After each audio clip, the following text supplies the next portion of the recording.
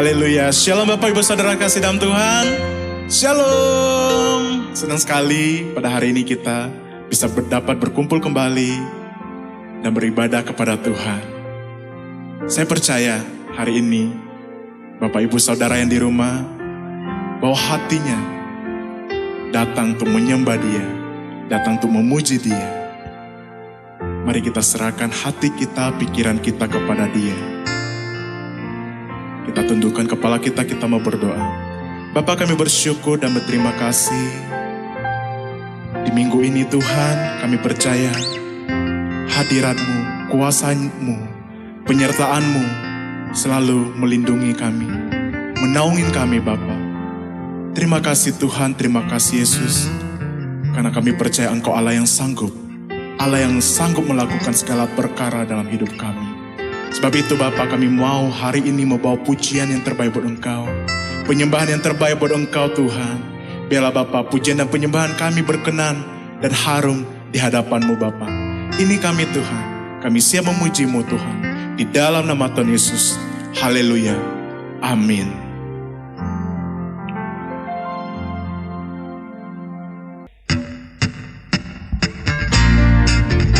Mari yang di rumah, kita bawa pujian kita yang terbaik buat Tuhan.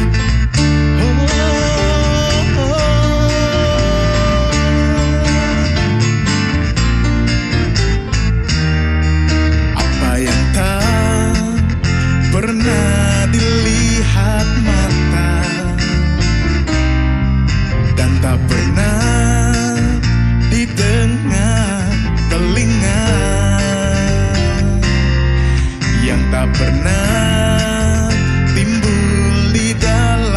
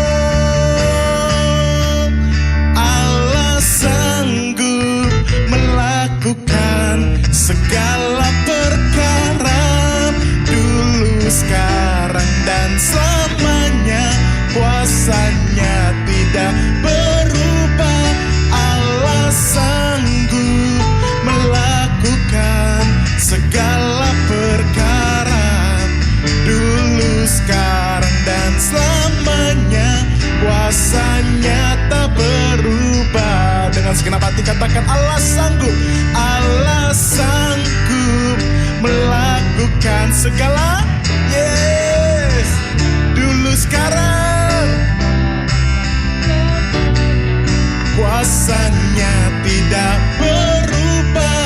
Allah sanggup melakukan segala perkara, dulu sekarang dan selamanya. Kuasanya tak berubah, dulu sekarang dan selamanya. Kuasanya tak berubah, dulu sekarang dan selamanya. Dulu sekarang dan selamanya.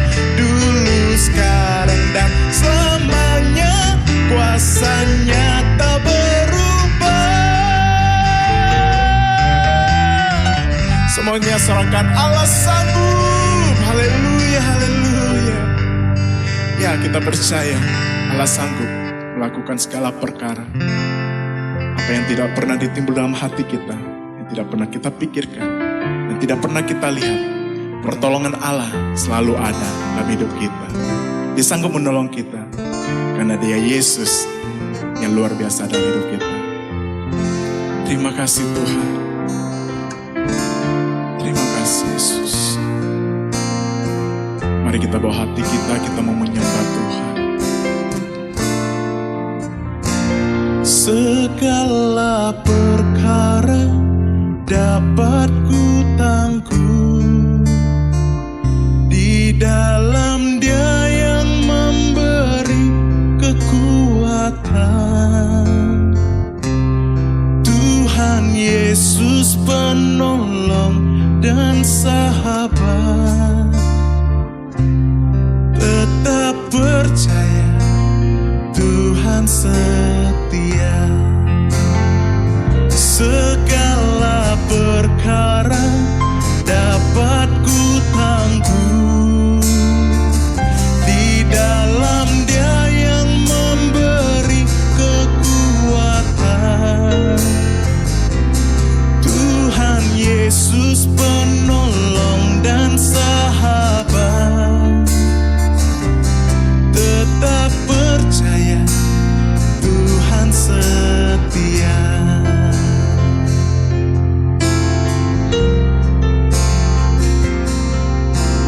Penolong yang selalu setia,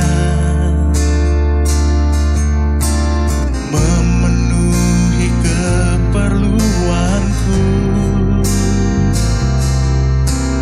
Tak pernah Dia mengecewakan. Yesusku tak pernah gagal. Penolong yang selalu setia, memenuhi keperluanku. Tak pernah Dia mengecewakan. Yesusku tak pernah gagal. Segala perkara dapat ku tanggung di dalam Dia yang memberi kekuatan. Tuhan Yesus penolong dan sahabat. Tetap percaya Tuhan setia. Segala perkara dapat ku tanggung di dalam Dia yang memberi kekuatan. Tuhan Yesus penolong dan sahabat. Tetap percaya Tuhan setia. Bila ini menjadi pengakuan iman kita, kita katakan dari awal. Penolong yang selalu setia, memenuhi keperluan.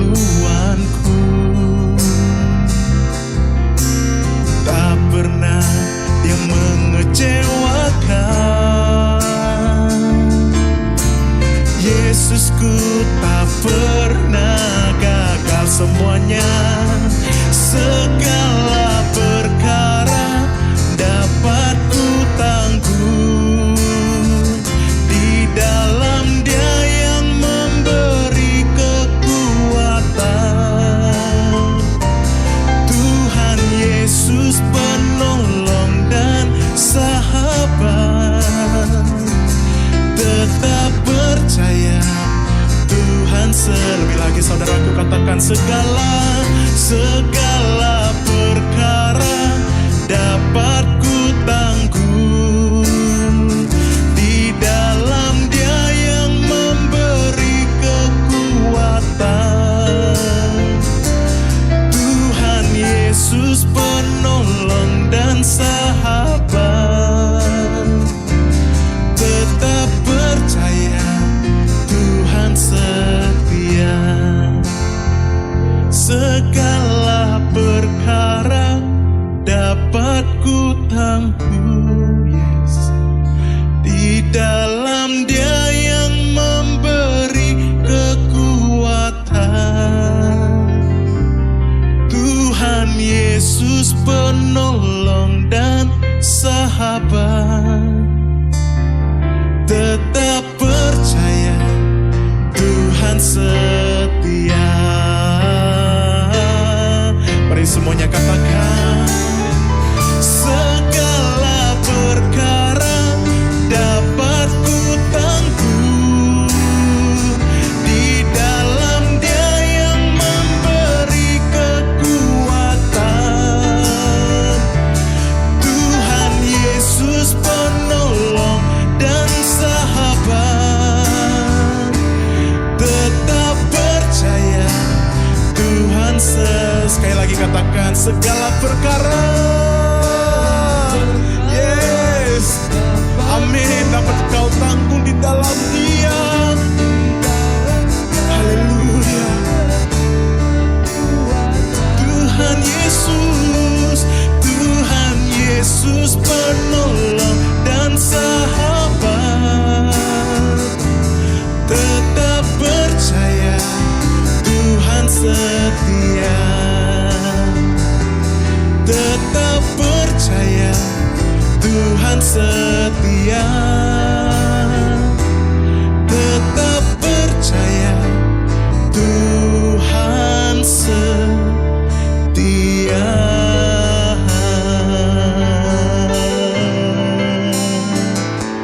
Kau setia, selalu setia di dalam hidupku.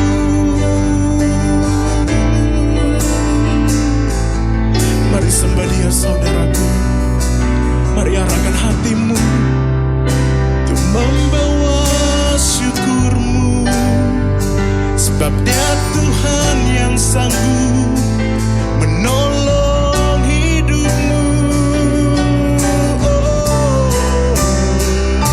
Dia terlalu setia di dalam hidupmu.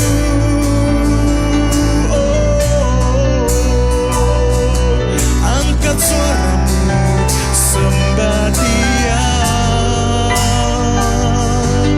naikkan syukurmu, angkat pujian, angkat suaramu, tinggikan namanya.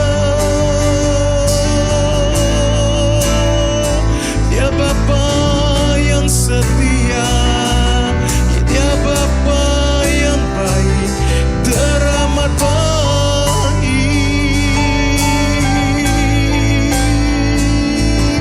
Oh, haleluya, haleluya. Puji Kau Tuhan, puji Kau Yesus selama-lamanya. Haleluya.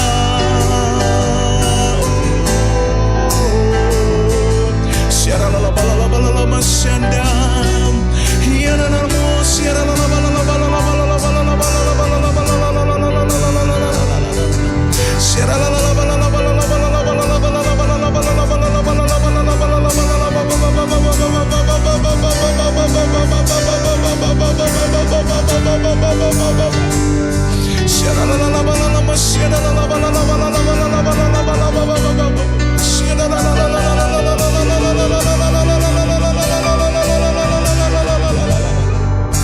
haleluya, haleluya. Kau baik, teramat baik.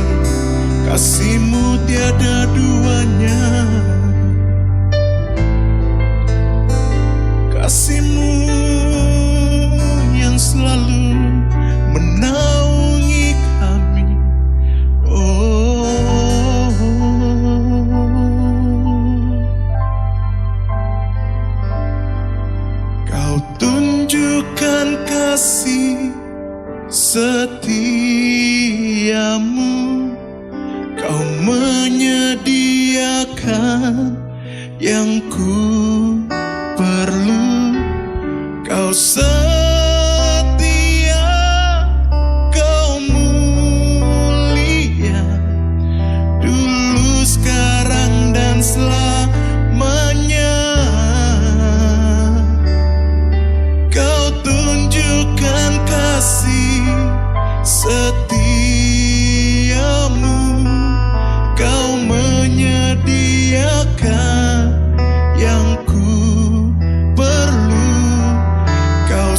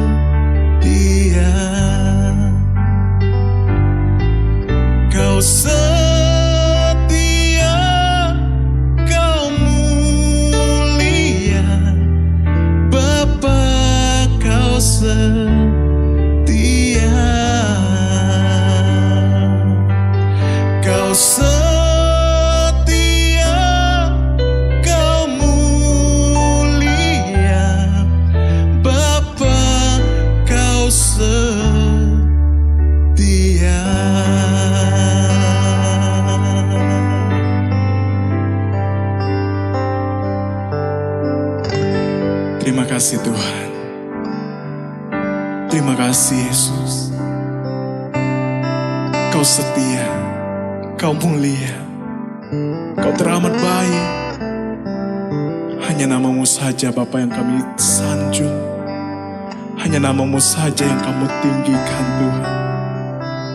Sebab itu Bapa, kami datang di hadapan-Mu, membawa seluruh persembahan yang terbaik buat Engkau Tuhan. Membawa segala korban syukur yang terbaik dan yang berkenan kepadamu Tuhan. Terima kasih buat setiap minggu, setiap penyertaan-Mu, di setiap musim kehidupan kami Tuhan. Engkau selalu ada, Engkau selalu senantiasa menyertai kami. Dan Engkau selalu setia menolong kami. Terima kasih Tuhan, terima kasih.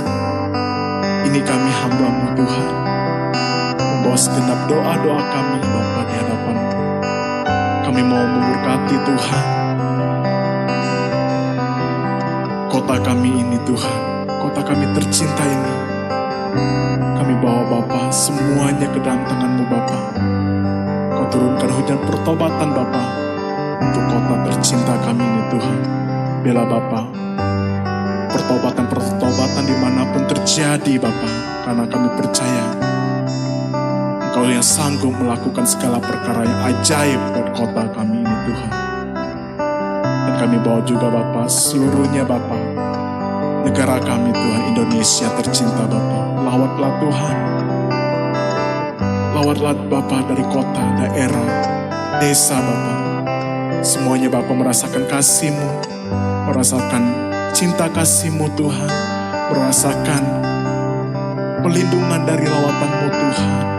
Sebab itu Bapa, biarlah Bapa mereka merasakan hati damai, sukacita, penuh dengan ucapan syukur, penuh dengan kasih, penuh dengan hati yang gembira Bapa dimanapun mereka berada Bapa.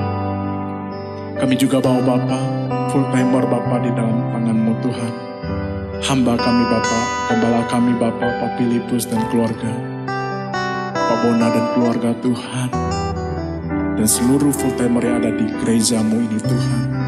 Berilah mereka kesatuan Bapa, satu visi misi-Mu Bapa. Terima kasih Tuhan, terima kasih Bapa, bawa gereja kami terus Bapa, terus merasakan kasih-Mu Bapa. Jemaatnya merasakan sukacita, merasa diberkati Bapa, merasa selalu berkobar-kobar apinya Bapa di dalam hati-Mu untuk memuji, untuk datang meninggikan nama-Mu Bapa. Terima kasih Tuhan, terima kasih Yesus. Dan kami hari ini juga Bapa, siap membawa hati kami Bapa, mendengar kebenaran firman-Mu Tuhan. Berkati hamba-Mu hari ini yang menyampaikan kebenaran isi hati-Mu Bapa. Biarlah Bapa, Engkau berkati apapun yang menjadi firman-Mu hari ini menjadi rema buat kehidupan kami Tuhan. Terima kasih Tuhan, terima kasih Yesus. Ini kami Bapa siap mendengarkan kebenaran firman-Mu Bapa. Ini doa kami juga Tuhan di dalam hadirat-Mu. Terpujilah nama Bapa, terpujilah nama Tuhan Yesus. Di dalam nama Tuhan Yesus, haleluya, amin.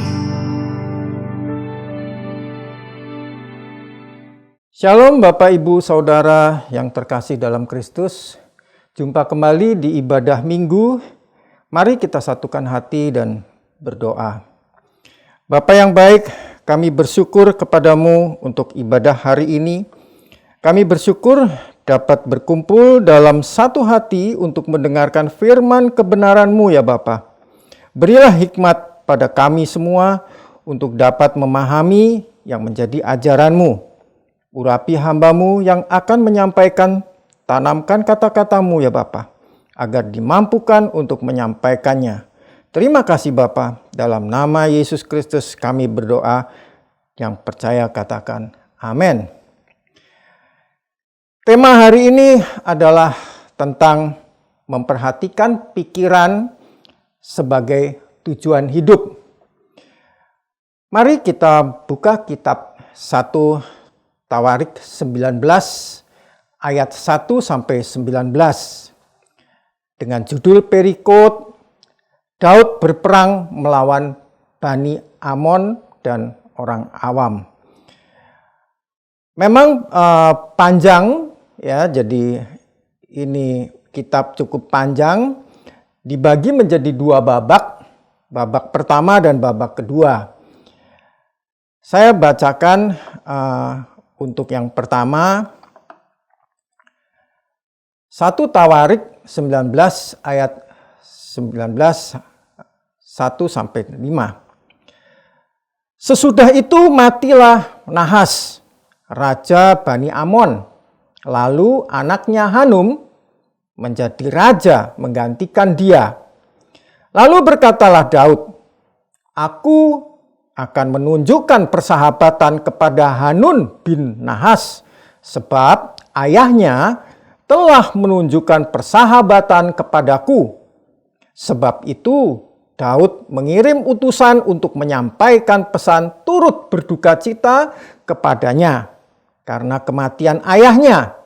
Tetapi ketika pegawai-pegawai Daud sampai ke negeri Bani Amon itu kepada Hanun untuk menyampaikan pesan turut berduka cita kepadanya, berkatalah pemuka-pemuka Bani Amon itu kepada Hanun, apakah menurut anggapanmu Daud hendak menghormati ayahmu karena ia telah mengutus kepadamu orang-orang yang menyampaikan pesan turut berduka cita?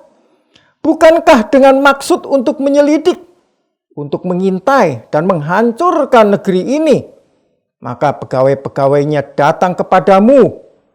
Lalu Hanun menyuruh menangkap pegawai-pegawai Daud itu, disuruhnya mencukur mereka dan memotong pakaian mereka pada bagian tengah sampai pangkal paha mereka. Kemudian dilepasnya mereka. Ketika mereka berjalan pulang, diberitahukan kepada Daud tentang orang-orang itu. Lalu disuruhnya orang menemui mereka sebab orang-orang itu sangat dipermalukan. Daud berkata, tinggallah di Yeriko sampai janggutmu itu tumbuh, kemudian datanglah kembali. Bapak Ibu sekalian, kita pelajari di sini bahwa ada 3 hal yang penting yang perlu kita perhatikan. Yang pertama adalah maksud Daud. Maksud Daud kepada Bani Amon adalah mengucapkan bela sungkawa. Itu yang pertama. Yang kedua, yang dipikirkan penasehat Raja Hanum ternyata negatif, yaitu memata-matai, dan mereka berpikir untuk jangan-jangan negeri ini mau dihancurkan oleh Daud. Yang ketiga adalah Raja Hanum menyuruh mencukur mereka. Jadi tanpa berpikir panjang, Hanum kemudian menangkap pesuruh-pesuruh Daud dan mencukur mereka dan memotong pakaian mereka pada bagian tengah sampai pangkal paha. Ini adalah satu penghinaan. Mencukur rambutnya saja itu sudah menjadi suatu penghinaan bagi mereka zaman itu.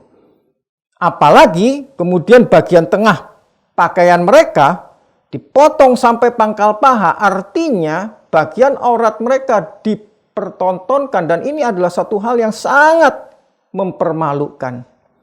Namun demikian, Daud hanya berkata kepada pada pesuruh-pesuruhnya itu, tinggal di Yeriko sampai janggutmu itu tumbuh, kemudian datang kembali. Itu saja. Nah, Bapak Ibu sekalian yang kasih dalam Kristus, dampak dari perbuatan Hanum, saya tidak bacakan, ini adalah kelanjutan, yaitu ayat 6-9, saya tidak bacakan, Bapak Ibu bisa baca sendiri nanti. Tapi intinya adalah bahwa perbuatan Hanum mengkhawatirkan dirinya. Dia takut kepada Daud atas perbuatannya sendiri terhadap utusan Daud.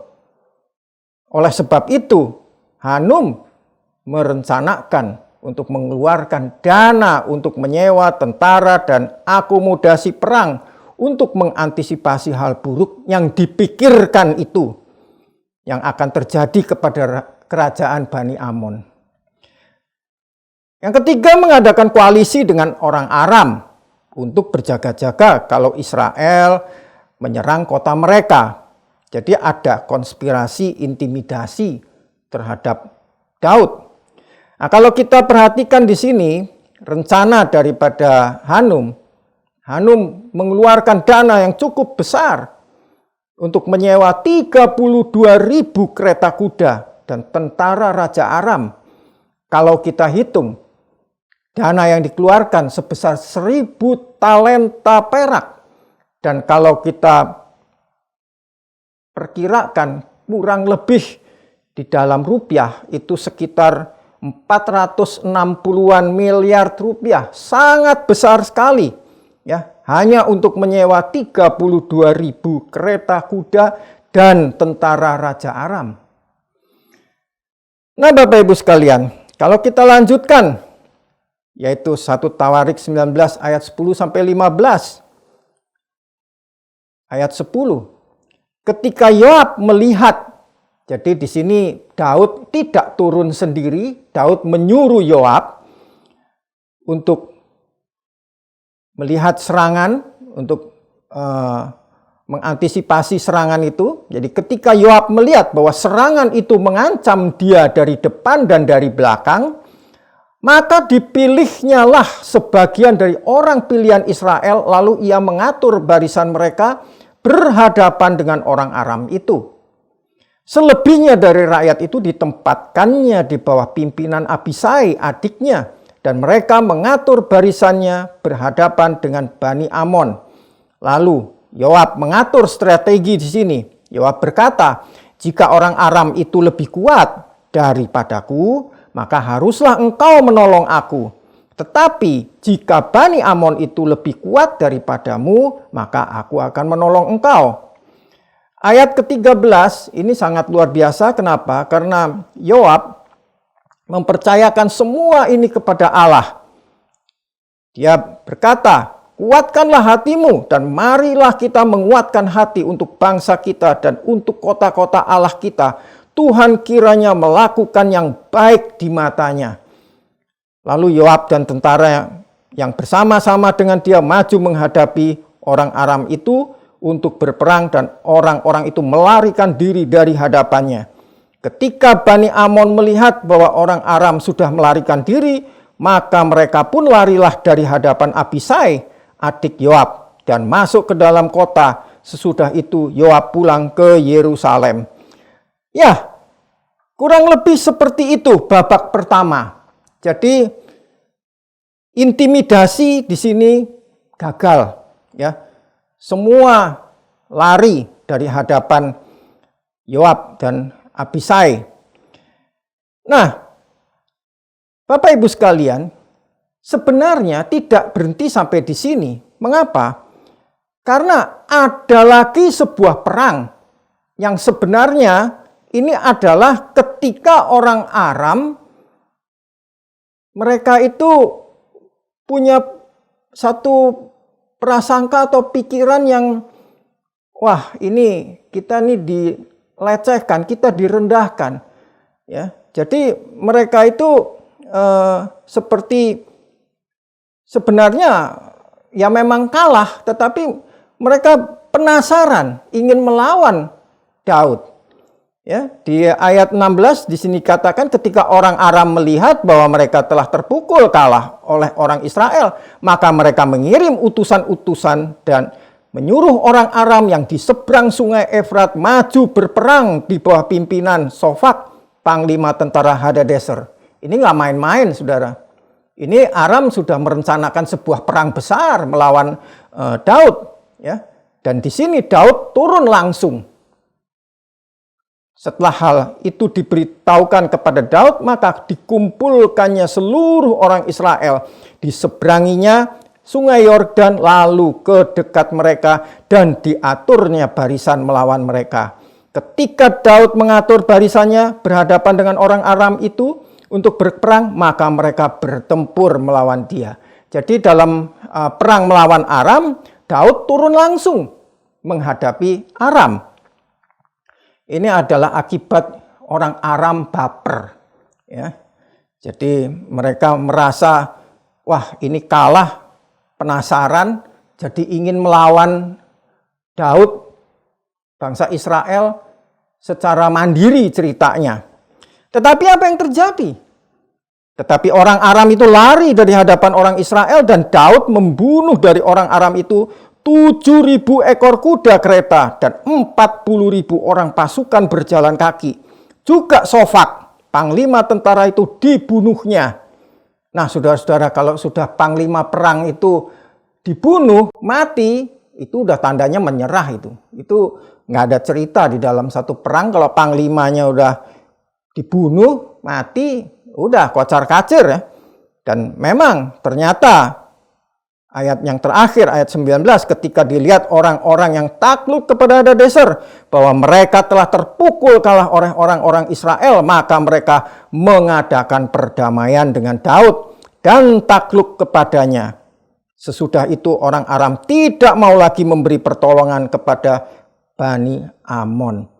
Nah, Bapak Ibu sekalian, di sini jelas ya bahwa ketika Aram berhadapan dengan orang Israel, mereka dikalahkan, bahkan banyak yang mati, 7.000 tentara berkuda.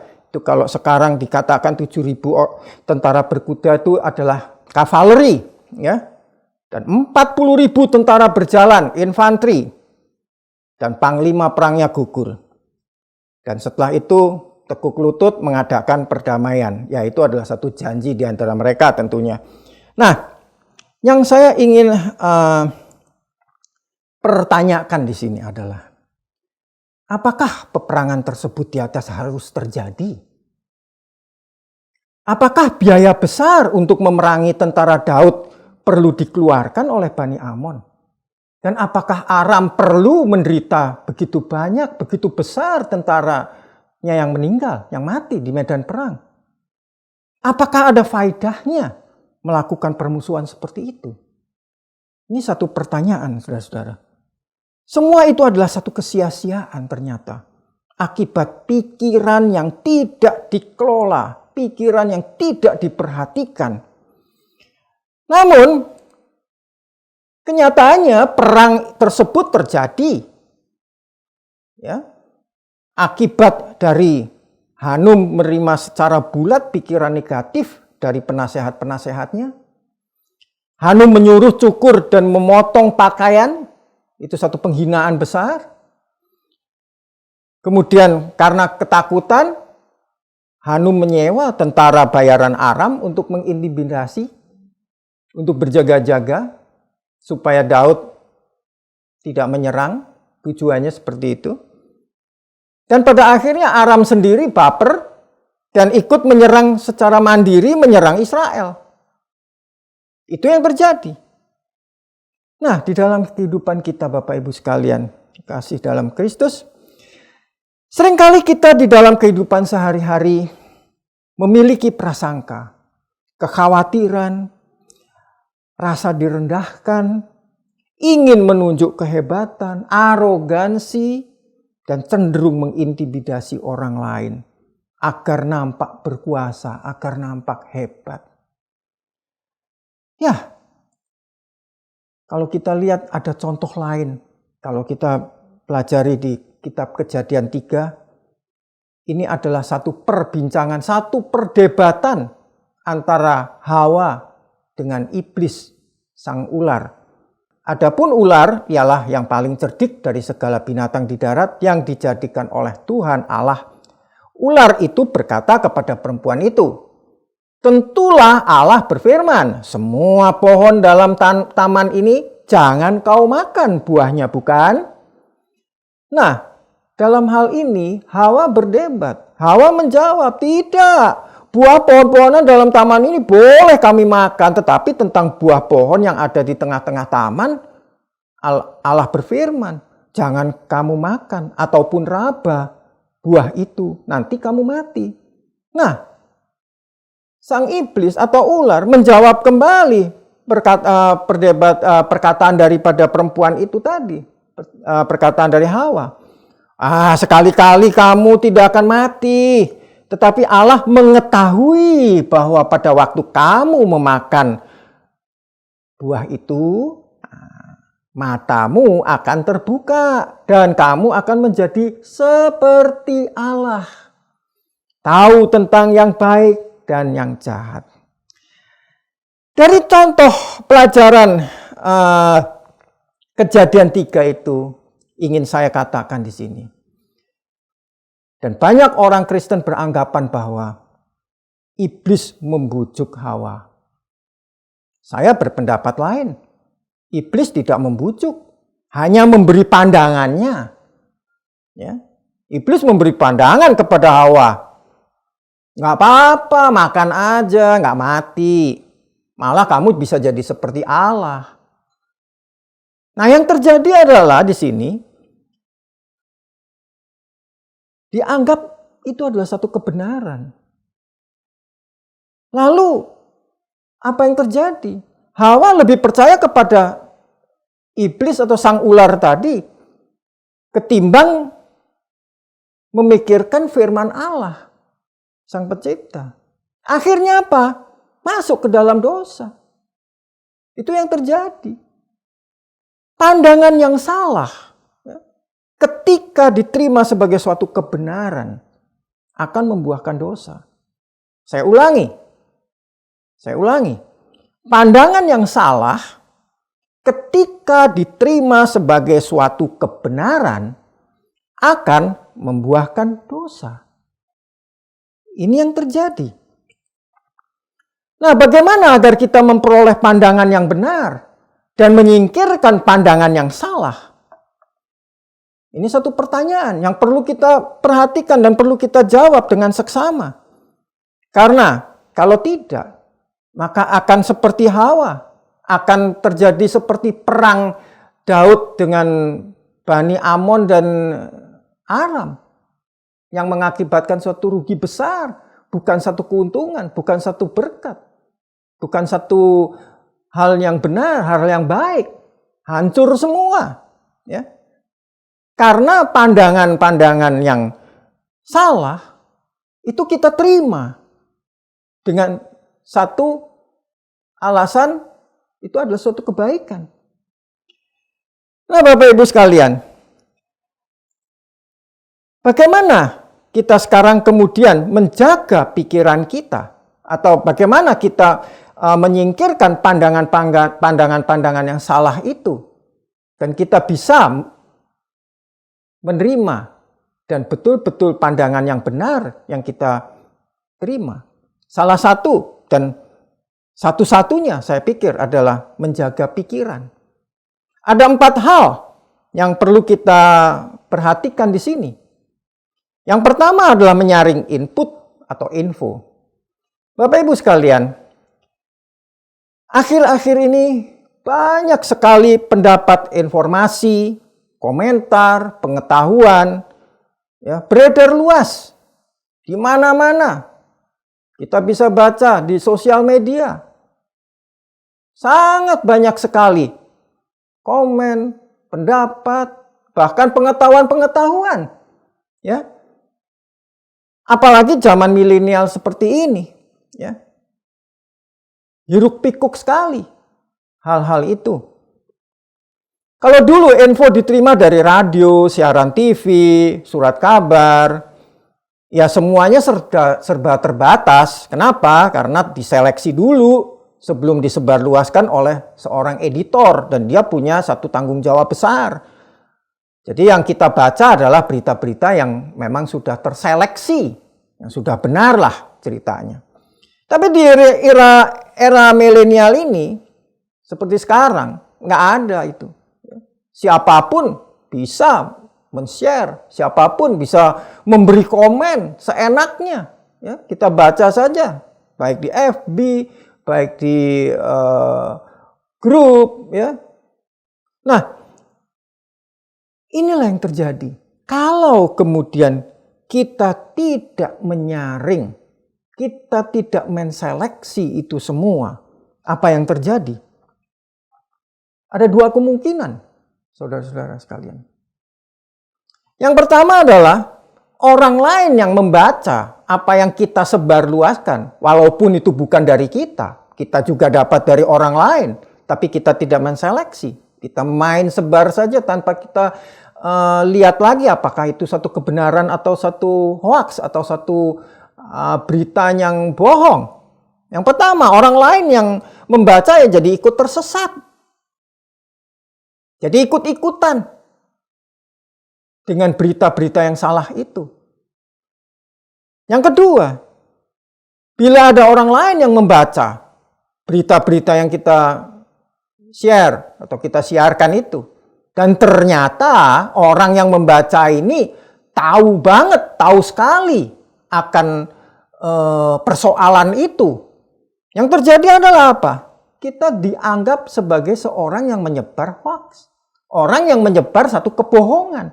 Padahal bukan kita. Kita ikut nyebar aja. Tetapi itu tetap menjadi satu stempel buat kita. Ya, bahwa kita adalah orang yang ikut menyebar satu kebohongan. Hati-hati saudara-saudara. Ya. Kolose 2 ayat 8 mengatakan, hati-hatilah. Saya ulangi, hati-hatilah supaya jangan ada yang menawan kamu dengan filsafatnya yang kosong dan palsu menurut ajaran turun-temurun dan roh-roh dunia, tetapi tidak menurut Kristus. Hati-hatilah. Ya, jadi kalau kita menyebar berita, kita menyebar pengetahuan, menyebar apa saja dan tidak menurut Kristus, hati-hatilah. Ini sudah diingatkan di Kolose 2 ayat 8. Selidiki. Apakah info komentar tersebut membuat kita semakin percaya Tuhan atau malah menjauh dari Tuhan? Ingat contoh Hawa tadi, ya. Yang akhirnya lebih percaya pada omongan iblis daripada Allah. Akhirnya adalah jatuh ke dalam dosa. Menjaga pikiran. Yang kedua, gunakan logika sehat. Bapak Ibu sekalian yang terkasih dalam Kristus, bicara tentang logika. Logika di sini adalah kehendak bebas. Kita diciptakan sebagai satu makhluk manusia yang mempunyai kehendak bebas, bukan robot.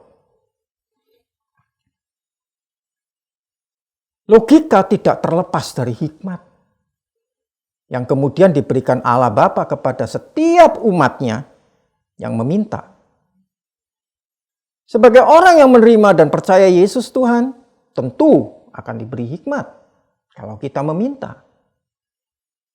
Amsal 13 ayat 15 mengatakan, akal budi yang baik mendatangkan karunia.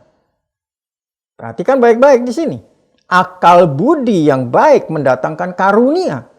Tetapi jalan pengkhianat-pengkhianat mencelakakan mereka. Nah, bagaimana kemudian caranya untuk menggunakan logika sehat ini? Menselaraskan pikiran kita dengan firman Tuhan. Sebagai satu dasar dari kebenaran. Jadi firman Tuhan adalah satu dasar dari satu kebenaran. Itu tidak bisa diganggu-gugat. So, jangan kemudian dengan pikiran sendiri kita membenarkan pendapat kita sendiri. Contoh nih ya, yang sering terjadi.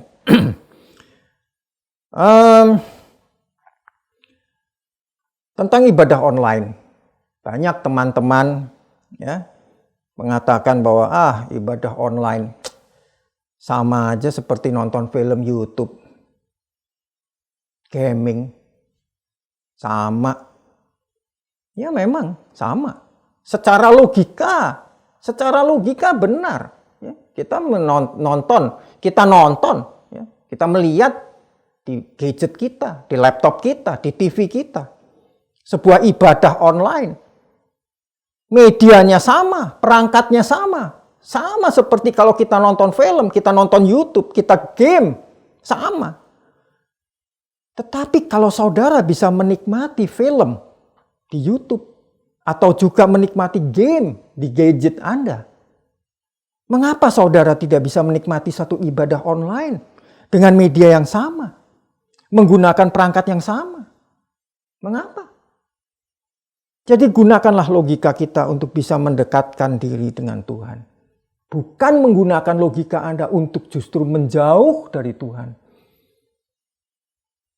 Apa yang terjadi kalau kita menangkap ibadah online misalnya sebagai sesuatu yang hanya menonton?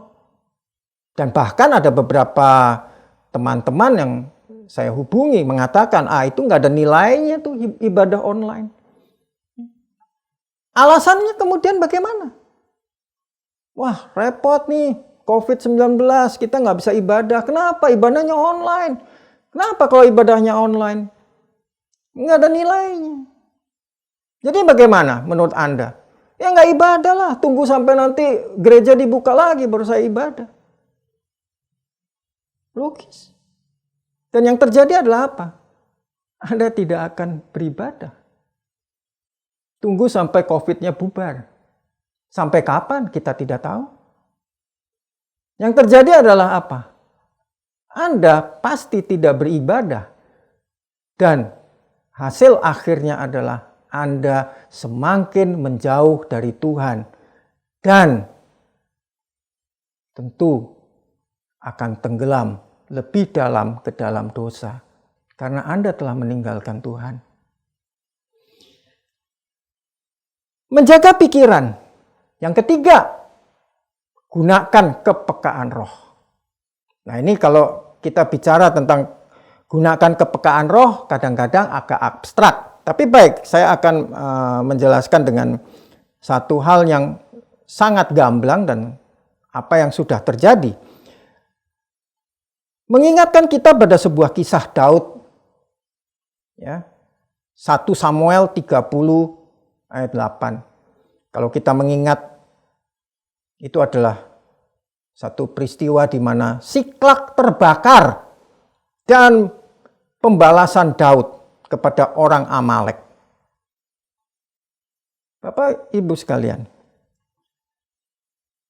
Daud dalam hal ini bertanya kepada Tuhan, haruskah aku mengejar gerombolan itu? Akan dapatkah mereka kususul? Dan ia berfirman kepadanya, kejarlah, sebab sesungguhnya engkau akan dapat menyusul mereka dan melepaskan para tawanan. Firman Allah. Sekali lagi saya katakan, Daud bertanya kepada Tuhan. Ini satu komunikasi yang sangat luar biasa. Ya. Daud bertanya, saya harus berbuat apa? Ya, apalagi dalam kondisi seperti itu, dia dilempari batu oleh rakyatnya karena merasa kecewa. Ya, istri, anak semua dirampas habis oleh orang Amalek, dibakar desanya, Siklak. Daud bingung, sungguh dalam kondisi yang sangat kepepet. Daud bertanya kepada Tuhan. Ya. Nah, kedekatan Daud dengan Tuhan membuat rohnya peka terhadap firman Allah. Oleh sebab itu dengan demikian apa yang menjadi petunjuk Allah sebagai satu kebenaran dilakukan Daud dan hasilnya adalah satu keberhasilan. Kalau kita ikuti 1 Samuel 30 ayat 18 sampai 21, Anda bisa baca nanti. Daud berhasil merebut kembali apa yang dijarah orang-orang yang ditawan, orang Amalek. Semua kembali dan dibebaskan. Dan mereka melarikan diri dari hadapan Daud. Luar biasa. Jadi nggak salah. Apa yang Tuhan perintahkan, apa yang Tuhan tunjukkan pada Daud akan membawa satu keberhasilan. Nah, dalam kehidupan sehari-hari kita bagaimana? Bagaimana saudara dan saya bisa menggunakan kepekaan roh itu? Kepekaan roh kita. Ya, mendengar tuntunan Roh Kudus yang memberikan kita hikmat. Bagaimana? Yaitu dengan terus membangun relasi dengan Tuhan. Seperti yang Daud lakukan. Terus bertanya kepada Tuhan. Dan dalam setiap langkah, apa yang ingin kita lakukan? Tanya dengan Tuhan, minta hikmat. Dan itu tidak dilakukan sekali-sekali. Terus. Karena apa yang ditunjukkan oleh Tuhan itu adalah satu kebenaran dan tidak pernah akan salah, saudara. Di dalam setiap pekerjaan, studi, masalah, aktivitas sehari-hari, bertanyalah, berdoa ya kepada Allah Bapa, seperti juga Daud berkomunikasi dengan Tuhan saat ingin membalas orang Amalek. Jadi bagaimana kita bisa peka kalau kita hidup tidak melakukan komunikasi dengan Tuhan? Dan bagaimana pula kita bisa menjaga pikiran kita kalau kita tidak membawanya dalam doa setiap saat? Yang terakhir, menjaga pikiran. Yang keempat, penggenapan rencana Tuhan, memvisualisasikan visi Tuhan di dalam kehidupan kita. Kehidupan manusia direncanakan Allah untuk menjadi etalase kemuliaan Tuhan. Saya ulangi, kehidupan manusia direncanakan Allah untuk menjadi etalase kemuliaan Tuhan. Rencana untuk umat manusia sungguh indah, Bapak Ibu sekalian. Pasti baik, pasti benar. Tidak ada yang buruk. Karena kasihnya yang sungguh luar biasa kepada umatnya. Buktinya apa? Buktinya adalah dengan hadirnya Yesus putranya yang tunggal. Disesah, disiksa dan mati di kayu salib. Agar kita manusia yang berdosa dibenarkan. Artinya apa? Dosa kita dihapus. Dan inilah yang disebut kasih karunia. Kalau kita baca di Efesus 2 ayatnya yang ke-8. Jagalah apa yang sudah Allah berikan kepada kita. Dengan cara menjaga kekudusan. Bicara tentang kekudusan Bapak Ibu. Kita semua manusia berdosa. Punya masa lalu. Punya hal buruk, punya kesalahan.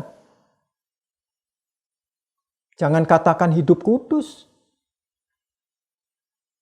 Tapi saat kita sudah di dalam Yesus, kita sudah ditebus oleh darahnya. Dan darahnya yang kudus. Kita adalah ciptaan baru. Kita adalah ciptaan baru. Menjadi manusia baru. Yang terus-menerus diperbarui.